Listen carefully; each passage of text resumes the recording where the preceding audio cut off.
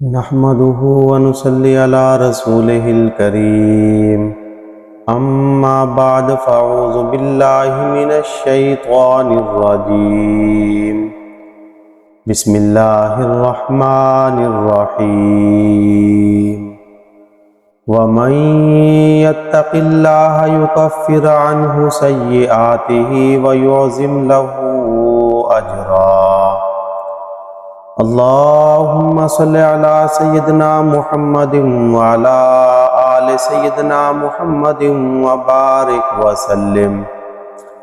واجب الاحترام بزرگوں، بھائیوں اور دوستوں، آج دنیا کی زندگی میں ہم دیکھتے ہیں کہ ہر انسان اپنی معیشت، روزی روٹی کے لیے پریشان نظر آتا ہے۔ اس کی بڑی وجہ یہی ہے کہ ہماری زندگی کے اندر اللہ تعالیٰ کی نافرمانیاں ہوتی ہیں۔ جب انسان گناہوں والی زندگی گزارتا ہے تو اللہ تعالیٰ انسان کے حالات میں تنگی پیدا فرما دیتے ہیں۔ اللہ تعالیٰ نے قرآن کریم کے اندر تقوی اختیار کرنے کا حکم دیا ہے، اور مزے کی بات ہے کہ اللہ تعالیٰ نے قرآن کریم کو تقوی کی آیات کے ساتھ ایسے سجایا ہے جیسے دکاندار پھل بیچنے والا اپنی ٹوکریوں کو پھلوں کے ساتھ ترتیب لگا کر سجاتا ہے۔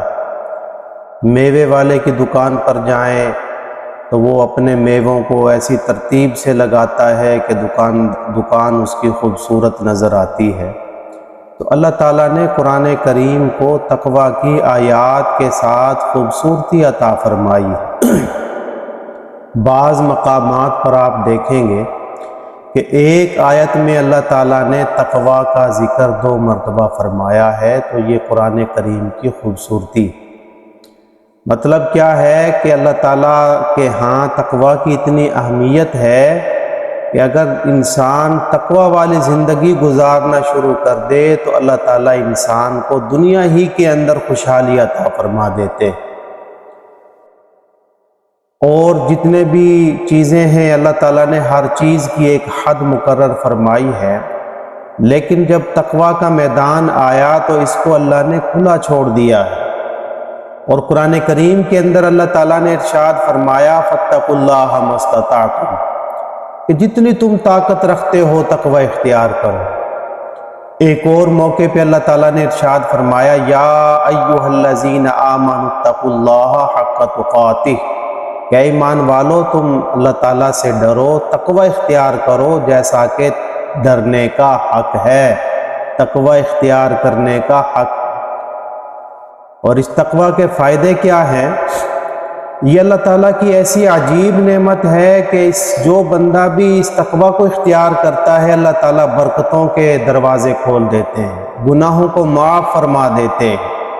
اللہ تعالیٰ نے قرآن کریم میں ارشاد فرمایا وَمَن يَتَّقِ اللَّهَ يُكَفِّرْ عَنْهُ سَيِّئَاتِهِ، کہ جو بندہ تقوی اختیار کرتا ہے، اللہ سے ڈرتا ہے، گناہوں والی زندگی کو چھوڑ دیتا ہے، تو اللہ تعالیٰ اس کے گناہوں کو معاف فرما دیتے ہیں۔ وَيُعْظِمْ لَهُ أَجْرًا، اور اللہ تعالیٰ اس کے اجر کو بڑھا دیتے ہیں۔ تو یہ انسان کے لیے اللہ تعالیٰ کی کتنی بڑی رحمت ہے کہ انسان تقوی والی زندگی گزارتا ہے، اللہ تعالیٰ اس کے سارے گناہوں کو معاف فرما دیتے ہیں۔ اسی طرح ایک دوسرے مقام پہ اللہ تعالیٰ نے ارشاد فرمایا یا ایھا الذین آمنوا ان تتقوا اللہ یجعل لکم فرقانا، کہ اگر تم تقوی اختیار کرو گے تو اللہ تعالیٰ تمہیں قوت فارقہ عطا فرمائیں گے، ایسی طاقت عطا فرمائیں گے جو حق اور باطل کے درمیان فرق کرنے والی۔ اللہ رب العزت آپ کو تقوی کی برکت سے قوت بصیرت عطا فرمائیں گے۔ جو انسان تقوی والی زندگی گزارتا ہے اللہ تعالیٰ اس کے لیے برکتوں کے دروازے کھول دیتے۔ یہ برکت ہے کیا چیز؟ آج کی دنیا تو اس برکت کو مانتی نہیں ہے، لیکن ہمارے اکابر کی زندگیوں میں یہ چیز بڑی نمایاں نظر آتی ہے۔ اگر آپ بھی اس برکت کو دیکھنا چاہتے ہیں تو کبھی اللہ والوں کی محفل میں جا کر دیکھیں، ان کی صحبت میں بیٹھ کر دیکھیں یہ برکت ہوتی کیا۔ مولانا اشرف علی تھانوی صاحب رحمۃ اللہ علیہ ایک آدمی کا واقعہ لکھتے ہیں کہ وہ کافی بھائی تھے، ان کے ماں باپ بوڑھے تھے، بیمار تھے، ان کا دنیا سے جانے کا وقت قریب تھا۔ تو بھائیوں نے مشورہ کیا آپس میں کہ ہم اب ماں باپ کا جو ترکہ ہے، مال ہے، اس کو آپس میں ہم تقسیم کر لیتے ہیں۔ تو ایک بھائی ان میں سمجھدار تھا، اس نے سارے بھائیوں سے کہا کہ ٹھیک ہے، تم مال کو آپس میں تقسیم کر لو، اور میرے حصے میں جو ہے میرے ماں باپ آ جائیں گے، میں ان کی خدمت کروں گا، میں مال آپ سے نہیں لیتا ہوں۔ چنانچہ بھائیوں نے مال تقسیم کر لیا، اس بھائی نے ماں باپ کو اپنے حصے میں لے لیا، ان کی خدمت کرنے لگا۔ آخر وہ بھی دنیا سے چلے گئے۔ تو تھانوی صاحب نے لکھا ہے کہ ایک رات وہ آدمی سویا ہوا تھا، اس کو خواب میں کوئی ملا کہ جاؤ فلاں جگہ پہ پتھر کے نیچے سو، اشرفیاں پڑی ہوئی ہیں سونے کی، اٹھا لو۔ تو اس نے پوچھا کہ ان میں برکت ہے؟ کہا برکت تو نہیں ہے۔ انہوں نے کہا پھر مجھے ضرورت بھی نہیں ہے اگر اس میں برکت نہیں ہے۔ اگلا دن ہوا، بیوی کو بتایا کہ ایسے ایسے کر کے رات میں نے خواب دیکھا ہے۔ بیوی کہنے لگی کہ چلو جا کر دیکھ تو لو کہ وہ پڑی بھی ہوئی ہیں یا نہیں پڑی۔ تو شوہر نے اس کو ٹال دیا۔ دوسری رات پھر سویا، پھر اسے خواب آیا کہ 10 اشرفیاں پڑی ہیں، اٹھا لو۔ پوچھا برکت ہے؟ کہا برکت تو نہیں ہے۔ اس نے کہا چلو ٹھیک ہے، برکت نہیں ہے تو مجھے پھر ضرورت بھی نہیں ہے۔ اسی طرح تیسرے دن پھر اسے وہی خواب آیا، اور بتانے والے نے بتایا کہ فلاں جگہ پر پتھر کے نیچے ایک اشرفی پڑی ہوئی ہے۔ پوچھا کہ برکت ہوگی؟ کہا ہاں برکت ہے۔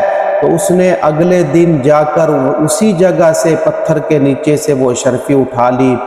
بازار سے گزر رہا تھا، خیال آیا کہ گھر والوں کے لیے کوئی چیز اچھی سی خرید کر لے جاؤں، بچے کھائیں گے۔ اس نے بازار سے مچھلی خریدی، مچھلی خرید کر گھر لے گیا۔ بیوی نے جب مچھلی کو کاٹا تو اس کے اندر سے ایک بڑا ہی قیمتی موتی نکلا۔ ایسا قیمتی موتی تھا کہ اللہ تعالیٰ نے اس کے لیے ساری زندگی کا ہی سامان کر دیا۔ تو دیکھیں، ایک آدمی ماں باپ کی خدمت کرتا ہے، تقوی کو اختیار کرتا ہے، تو اللہ تعالیٰ اس کے لیے رزق کے فیصلے فرما دیتے ہیں۔ اور بھائیوں نے لالچ کیا، مال جو ظاہری مال تھا، دنیا کی دولت تھی، انہوں نے اس کو ترجیح دی، اور اس نے اللہ کے حکم کو ترجیح دی کہ ماں باپ کی خدمت یہ ہماری ذمہ داری۔ تو اللہ تعالیٰ نے اس کے لیے دنیا ہی کی زندگی میں عزتوں کے فیصلے فرما دیے، اور اس پر دولت کی برسات فرما دی۔ اللہ رب العزت ہمیں بھی تقوی والی زندگی اختیار کرنے کی توفیق عطا فرمائے۔ وآخر دعوانا الحمد للہ رب العالمین۔